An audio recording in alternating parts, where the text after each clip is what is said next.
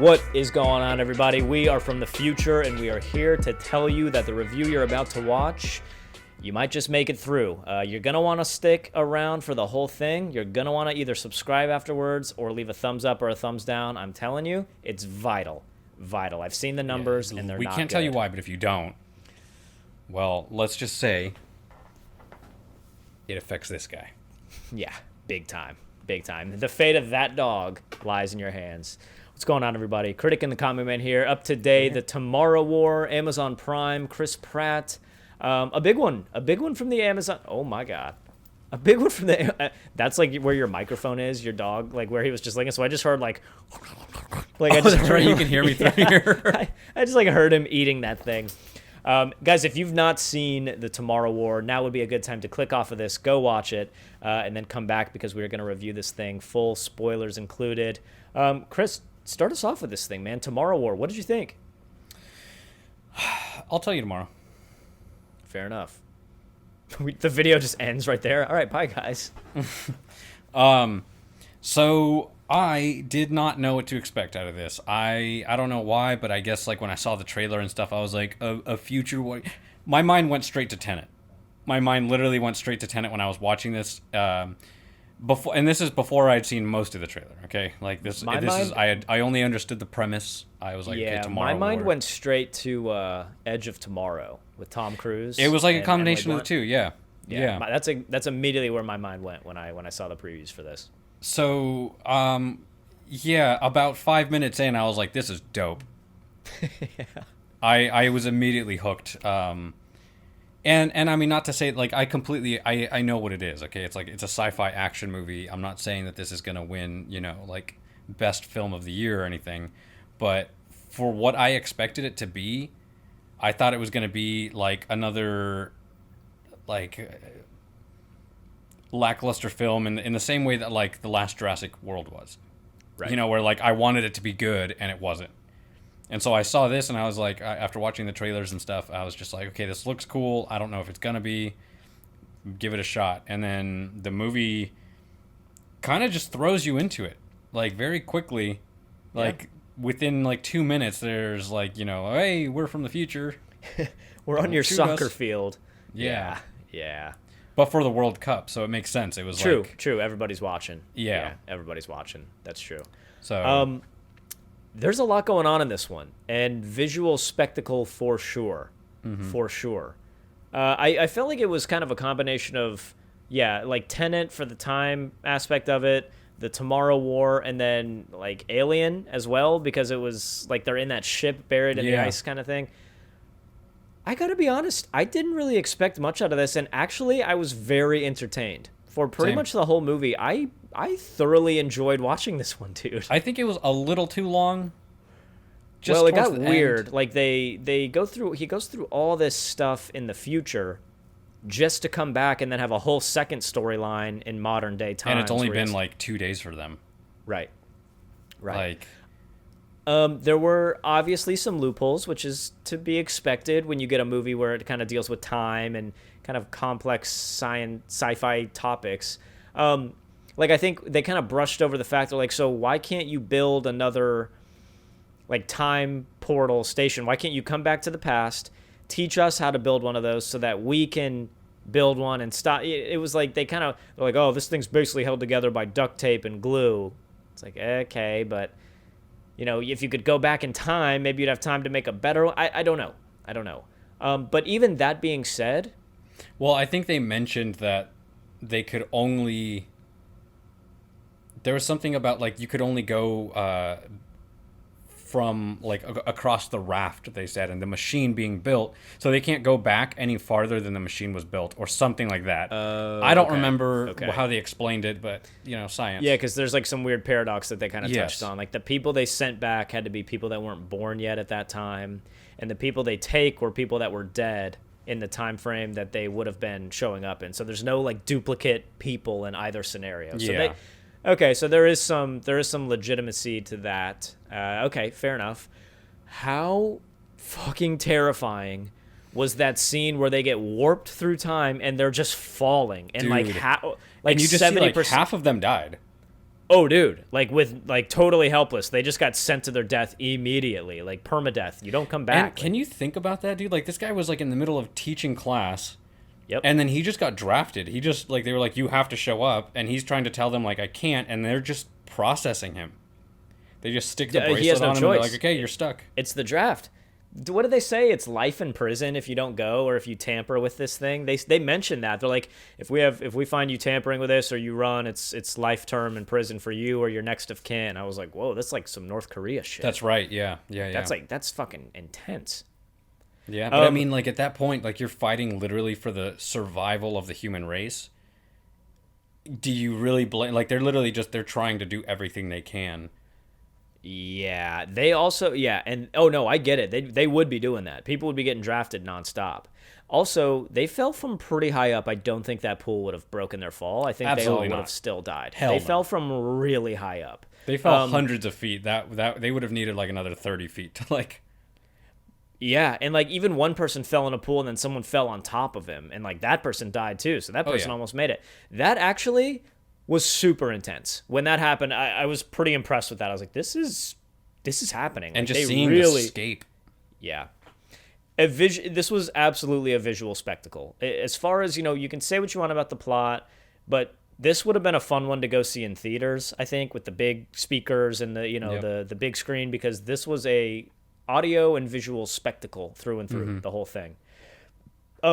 What'd you think of the actual aliens? Because that's always kind of the hit or miss, like the design, how they acted. What'd you think? Yeah. What'd they call them? White spikes. The white spikes. Spikes. I thought they were really fucking cool. They did a great job of making them feel alien, but not too alien, seeing as, spoilers, we find out that they're from here, but not really. Yeah, they crashed here. Yeah. They crashed here. They were being farmed from somewhere else, Yeah. for sure. But no, they looked cool, and I liked that in their own way they had like ammunition of their own and like the spikes and stuff. I like that too. Absolutely terrifying when not only is it terrifying for the sense that like these people, these trained soldiers and stuff are fighting this terrifying enemy that can like outsmart them and stuff and all that, but and big time asterisk on trained, because these people are like gardeners that 3 weeks later are fighting. Exactly, and that's the other point of that is like it's terrifying in that, but then you throw into the mix the fact that like most of these people got very little training and are like, hey, like we know like some of these people are like school teachers and what's another harmless job? Like I'm a car washer, like these people are being asked to fight an enemy and their chance of their survival is extremely low. People that do come back completely fucked up or missing legs, missing arms, severe like PTSD. Yeah. They made the aliens scarier than I thought they were going to. And I always have a hard time finding the balance of what I prefer with aliens, where it's like some of them seem just impossible to kill, like the ones in A Quiet Place. Like those you just can't kill unless you have the secret way to kill them. And then there's some that are just like, it's like a horde of bugs, like Starship Troopers, where it's like you can kill them fairly easily, but there's just a shitload of them. This was kind of both. Like, dude, these things were brutal. Like, not only could you barely kill them because they were so armored up, but there were also a ton of them. Like, dude, these were a tough enemy to be dealing with. Yes. Yeah, and like they were armored. They were using they were literally using parts of their body to shield themselves and stuff. Like, very smart, tactical, incredibly difficult to kill, super big. Like these were not like these were as tall as a person. Yeah, they're like the size of a car. Each one of these things is like a car. And the fact that like they were breeding on the scale that they were, just overall, I really liked the plot and I liked the character design. Now it's kind of hard to get behind a plot as convoluted as this. Is like, hey, we're from the future, right? And when you we don't need you to fight our war for us. Right, when you don't see a lot of the aliens' genitalia, it does get kind of hard to give it a high rating. You know what I mean? It's like, oh, is that not where you were going with that? No, yeah, that's what I meant. Oh yeah, no, totally. Yeah, no, me it's too. Not really what I meant. No.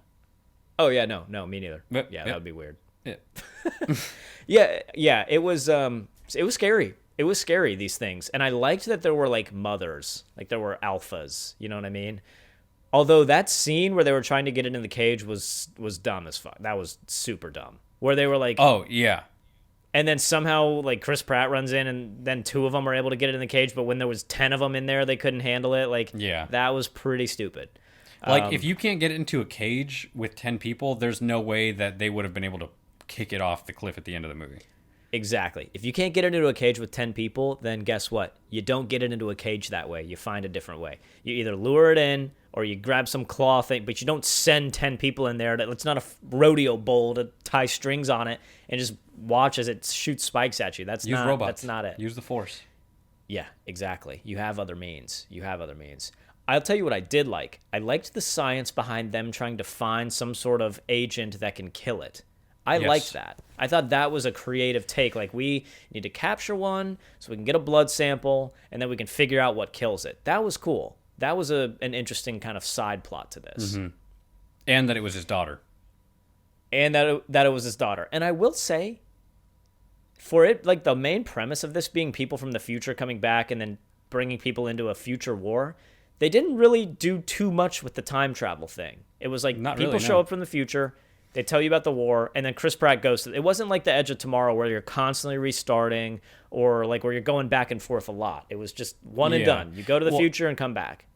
And you know what? I'll give it to them as far as writing. That was, in my opinion, it was genius because you see him go through this hell while he's there just to keep his team alive and try to survive and get back to his family. And when he comes back, it's only been a weekend for them. So when he comes back, there, like, his wife is smiling. There's people holding signs, "Welcome back," and all this stuff. And he is coming out of almost. I mean, he did lose his daughter, and everything that he was fighting for there fell apart. And so it was just weird. It was super jarring to see him come back from essentially losing and almost dying, and then everybody's like, "Hey, welcome back! Like, we missed you for those 2 days." Yeah, and he's like, "Dude, I just watched my daughter get." Yeah, and he's completely out of it, and you see it. Major PTSD. It was cool. I will say I didn't like how he came back with that vial, and then like they were just, "Oh, we don't believe you. Like, we don't believe you." And he's like, "No, like, I have the antidote. Everyone's going to die. This is what you sent me there for. Like, take me." But you know what I mean? Like, I felt like them not believing him really when he came back was a little bit of a stretch. And that shot when he's falling and she's falling and from far away and the whole oil rig's on fire and stuff, that shot was fucking cool. It was intense. Seeing them swim through the water was insane. Freaky. These things were so like, many of them. They're as adaptive as human beings, just more violent, and that's what's crazy.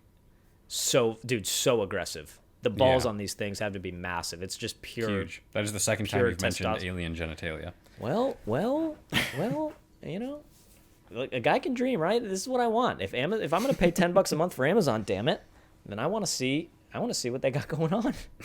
Wow. For science, strictly for science. For science, because we need to prepare for the aliens that we are going to encounter in the future. That's why. Yes, I thought the whole second story of him and J.K. Simmons, his dad, and their band of kind of, newly found soldiers going to the ship, breaking into it, that dragged this movie out a little longer than it needed to. Longer than it needed to, for sure. And I'm not going to say that I wasn't entertained, because I was. Mm-hmm. But emotionally, you go through a lot with him. Yeah, I was ready for it to be over. Yeah, you go through a lot, and you're kind of just ready for them to finish it. And then it's like, they go to the ship. And of course, when they stab the things, they start hatching. And of course, one gets out. And it's like, okay, and they took their sweet-ass time while stabbing them, too. Oh, my God. That was so frustrating. I know. Have you not seen movies? Right.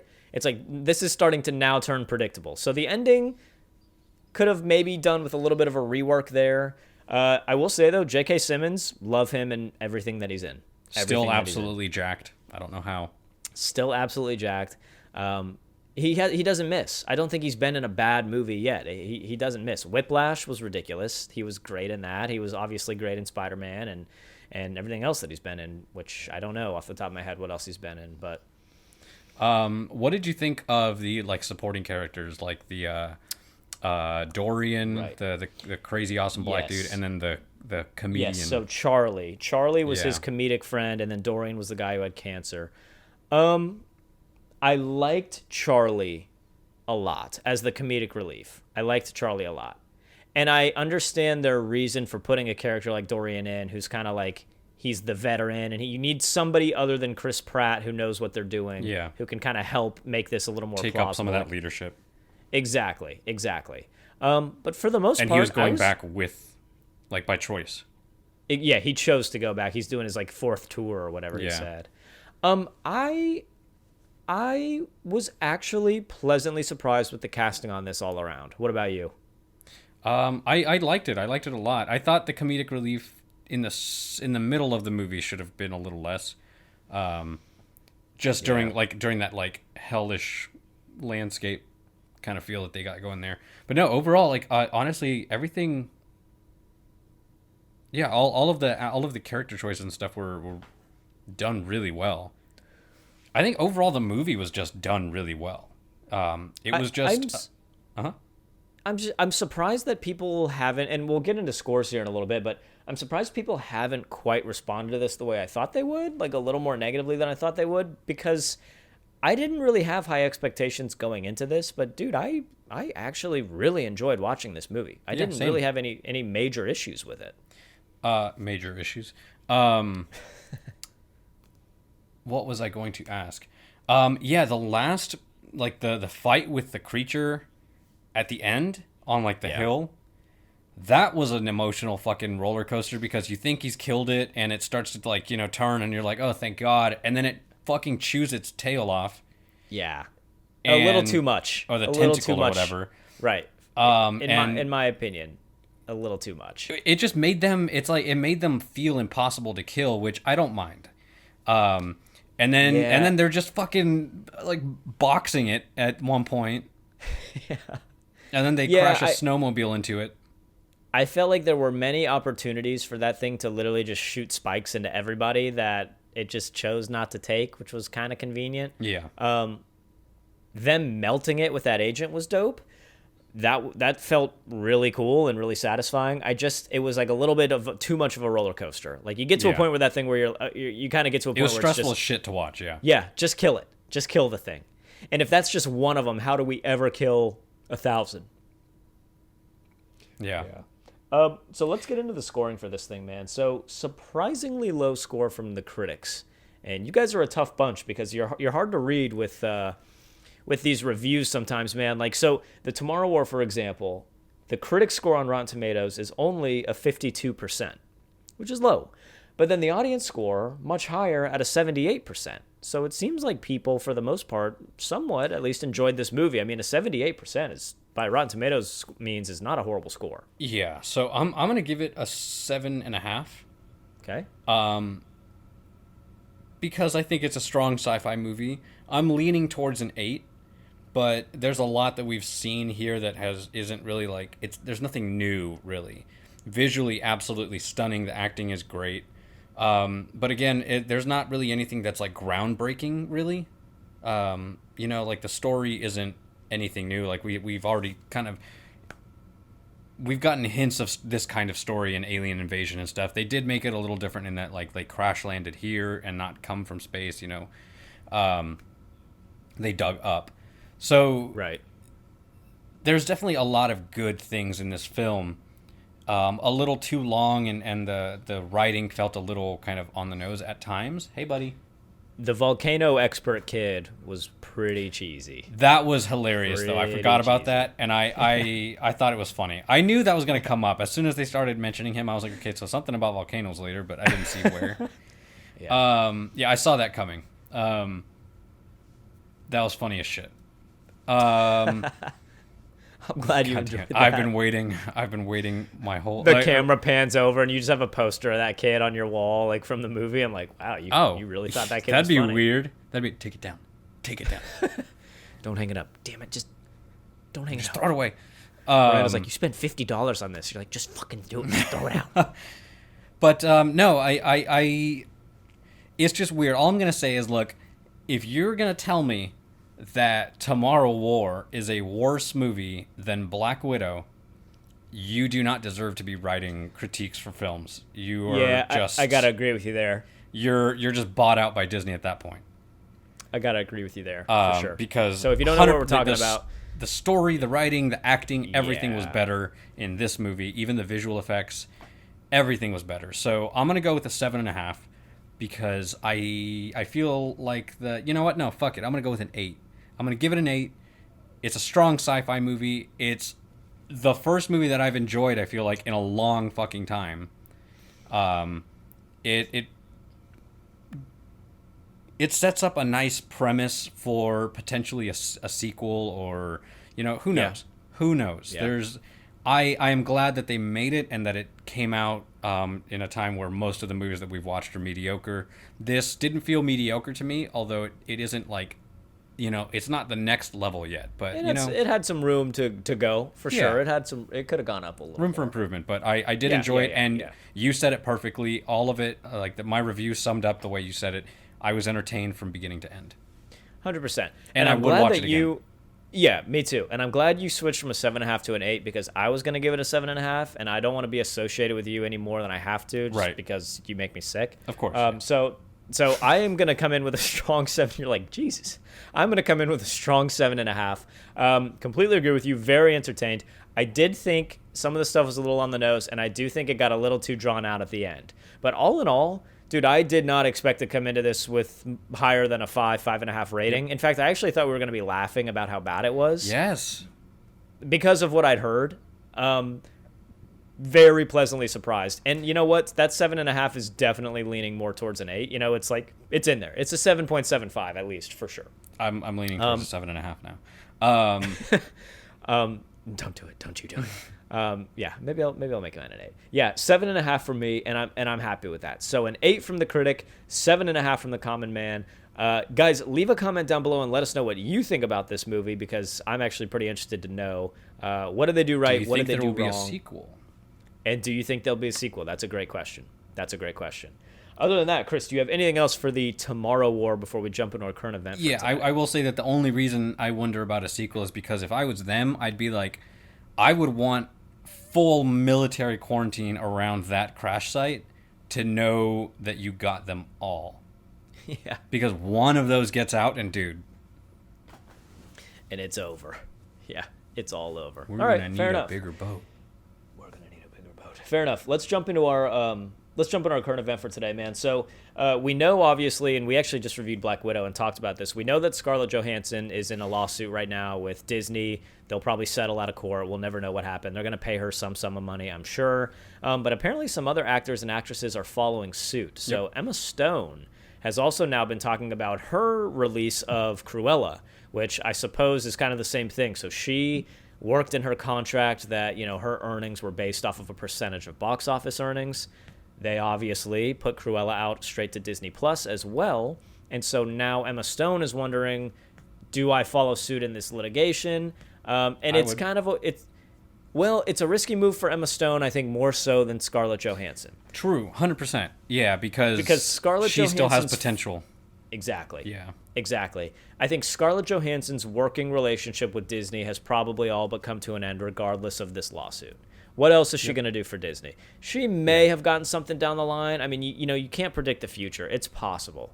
But if she thinks she lost out on enough earnings, like tens of millions of dollars of earnings, especially at a time right now where movies are not being made like they as often as they were, and she's not sure where work is going to go for her in the next decade, I don't blame Scarlett Johansson for making this move. Yeah. I will say though, if I'm Emma Stone, if I'm her legal advisor, I would wait. I think I'm telling her to hold off. I think I'm telling her to not burn that Disney bridge just yet. Because Disney might settle things with Scarlett Johansson and then look to their current contracts and try to amend them themselves to avoid that sort of legal. Right. And I think what we even talked about, I think we've already announced that they have said that there's going to be a Cruella 2. So unless Emma Stone feels like her potential revenue from this lawsuit is going to be greater or far greater than her future earnings from a second Cruella movie, and then potentially other movies done with Disney, if I'm her, I am pumping the brakes on that to follow suit. I think I hold off unless you are pretty positive you're never going to be working with Disney again and you're okay with that. I think if I'm other actors and actresses, I'd be a little more careful before I just burn that bridge. Yeah. But it is interesting to see, man, that these actors and actresses are like, look, we've been like your puppets for a long time doing these roles for you. And, even Scarlett Johansson said, she's like, we are the reason your movies are successful. We're the actors, we're the names that people want to come and see, which that's a debate in and of itself. That's a little pretentious also. That's a little pretentious for sure. Is Scarlett Johansson really the reason why the Avengers was successful? I don't think so. No. And we just watched the Black Widow movie, and you can go check out a review on that. But, is Black Widow the reason why Disney is successful in the film industry? No. I would argue no chance. Yes. Oh. As a critic, I would stake my reputation on the answer being yes to that. So, it is a little pretentious to say, oh, well, it's the actors, actresses that make these movies. And, if you're Robert Downey Jr. making Iron Man 3, then maybe that is the case. But, dude, there's a lot of big names out there and a lot of people that would love to take those spots. Love to take those spots. And, hell, look at what they did to Johnny Depp. I mean, he's alive. Yeah. He didn't even die, and they replaced him in a movie. You know what I mean? Like, dude, they'll replace you. Yeah, they'll replace 100%. you. And Johnny Depp is a huge name. Huge name. And even then people like Don Cheadle, is that his name? Mm-hmm. Who came in as what is this? Silver Soldier? What's that? You guys know who we're talking about. War Machine. War Machine. Yeah, who replaced War Machine. I mean, dude, they will replace you without a problem. Unless you're Robert Downey Jr., and even if you are, watch out. So there's a select few people, I think, like maybe if you're The Rock, you have enough leverage to really go toe-to-toe with Disney. Anybody else, in particular Emma Stone, I think I'm pumping the brakes. Yeah. I think I'm pumping the brakes. Yeah. But interesting. We'll see how that develops, people. Just something kind of interesting going on. But that's it, man. Chris, you got anything else for the Tomorrow War or our current event for today? I'll tell you tomorrow. Fair enough. Well, let the people know today where they can find us, man. You can find, let me get your address. Here, actually, I'll just put it up. Here it is. CriticandTheCommonMan.com. Yes. Also on Instagram and Facebook and I think that's it. TikTok. And you can listen to us. Yeah, you can. And Tinder. And you can find us. You can listen to us anywhere you listen to your podcast, people. We always appreciate it. Smack the like button. If this is your first time seeing Critic and the Common Man, go peruse our selection. We got a bunch of other reviews out there. And if you like what you hear and you think maybe you want to stick around, we tell you all the time, you'll never have another opportunity to first subscribe to Critic and the Common Man or to subscribe for the first time ever again. You can unsubscribe and resubscribe. Free lap dances for the first 1,000 followers. So that's right. It's a courtesy of Chris. I'm going to go and throw that out there before the legal team comes my way. Just so you guys know. But you'll never be able to subscribe for the first time ever again. So hit it now. Enjoy that feeling, that little bit of love. What's the chemical in your brain that Oxytocin. You release? Yeah, a little oxytocin release there. Boom, hit it. Let the red button turn to gray. Other than that, Chris, we're out of here. So long, everybody. We will see you tomorrow. Peace.